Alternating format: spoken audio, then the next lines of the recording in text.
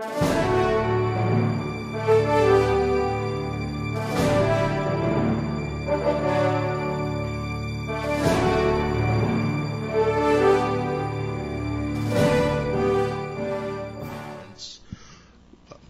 is this? Which Mr. Ben Slim allowed, pending confirmation by the board members.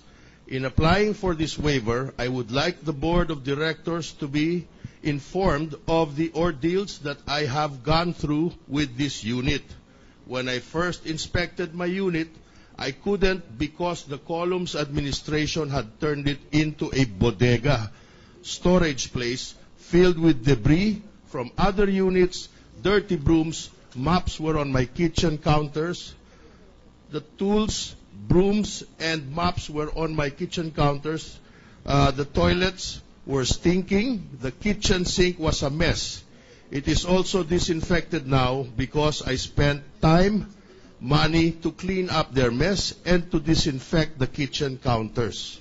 Further, this unit has had a history of various defects: undersized electrical wires, leaking roof, damaged floors, unfinished windows, jams, etc., etc. Do you confirm that that appears in the photocopy I'm showing you? Your Honor, the same objection, whether or not it appears in the document, will be borne by the document. It's merely confirmatory, Your Honor.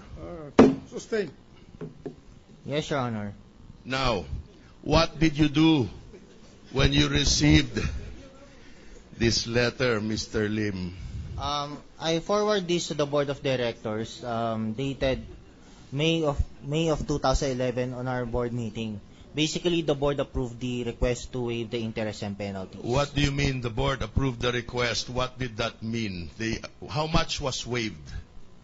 Basically, sir, it's amounting to 18,000, approximately. So, let us go back. You testified that the demand was for 112,000 and some change. Yes, Your Honor. Now you're telling me that they waived 18,000 and some change. Yes, Your Honor. That means that the only obligation to you must have been about 98,000? No, I'm sorry, 94,000. Yes, Your Honor. Am I would correct? like to explain for that, Your Honor. Could you please, Mr. Lim? The payment that was paid by Mrs. Cristina Corona, dated April 6, 2011, which I explained it, this is from the third quarter of 2009 going to the first quarter of 2011. So, second quarter of 2011, basically the 112,000 that the Secretary of the Association given the demand letter is that is only from third quarter of 2009 to first quarter of 2011, Your Honor. So basically, Mrs. Cristina Corona paid also the next billing, which is second quarter 2011, amounting to 15,000, which is not included for the interest and penalties. Because this is a due billing. This is only the updated billing. Just a minute. Yes, Your Honor. The dispute is about the condition of the unit. Is this correct? That is right, Your Honor. That is right, I'm asking Your the Honor. witness. I'm sorry. Can you repeat the question, Your Honor? The dispute between the developer and Mrs. Corona was about the condition of the unit she bought from the developer. I don't have an idea for that, Your Honor. Because the letter says about this dirty condition of the unit. Yes, Your Honor, but basically the letter is forwarded to the Board of Directors, which is... I will put this question to you. The unit was bought by Mrs. Corona. Yes, Your Honor. Fully paid. For that, I don't have an idea, Your Honor. This is for the developer But concerned. it was already owned by her, so much so that association dues were being billed on her. Yes, Your Honor. And so the only question is her acceptance of the unit. Yes, Your Honor. All right? And yet this was not included in the SALN of the Chief Justice. Yes, Your Honor. All right?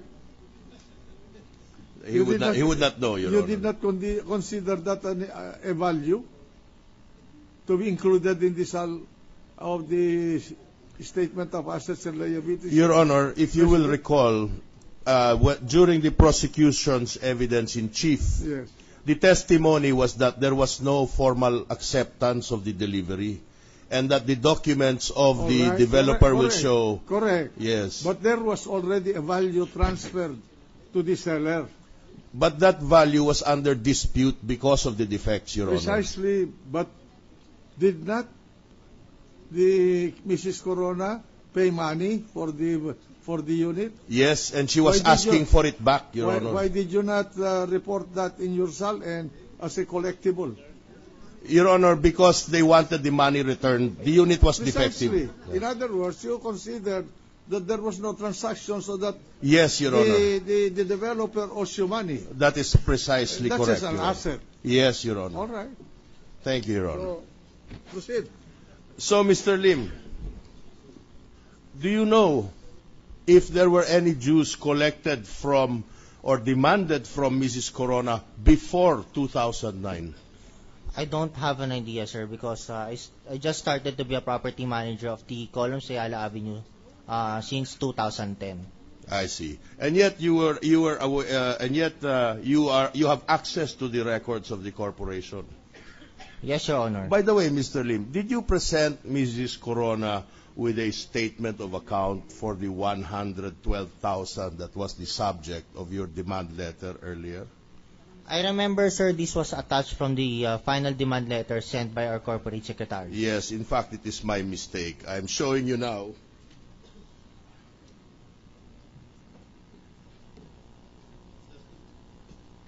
Just to complete the documentation, Your Honor, the statement of account, that was the basis for the demand letter.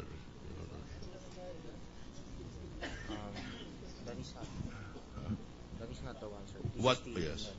Can you please? Same manifestation, Your Honor. The document presented is a photocopy. Wait.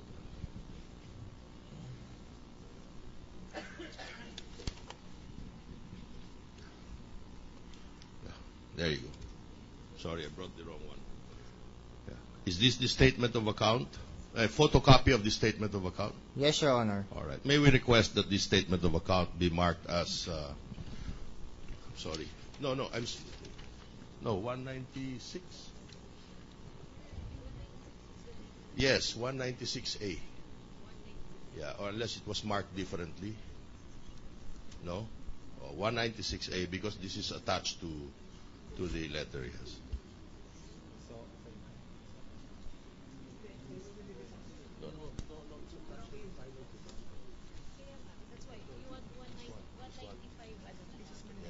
Yeah, 195A.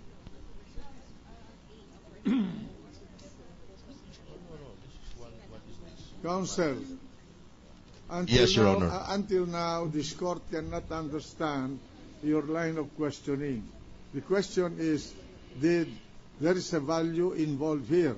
Yes, Your Honor. Was that included in the SAL-N of the Chief Justice? Yes, Your Honor, it was. It was included? Yes. In what way? It was included later, Your Honor. No, at the time, Oh, it was declared. At the time, there was no mention of the at the time columns. of the acquisition, at When- the time of the payment. Your Honor, the payment was made in installments. And then the title was transferred. But the transfer of the title, if I recall, 2004 or 2005. If I recall correctly, Your Honor, the property was not formally accepted until this time when... But was the installment payment completed? Yes, Your Honor. At that time, but it was not accepted. To the best of my knowledge, yes, that is the way it happened, Your Honor. Not accepted by the buyer, Your Honor. When was the completion of the installment? At around that time when the title was transferred, Your Honor. But that's already a value. Fully pay, that ought to be reflected in the SAL-N. But that is also a defective sale, Your Honor. It doesn't matter. There is a value. Then, if the owner wanted to rescind the contract, he could have entered it as a receivable. That is what happened in the interregnum, Your Honor. There was a dispute. Anyway, proceed. Thank you, Your Honor. Mr. President, Senator Osmeña. may I just have be clarified on a couple of points?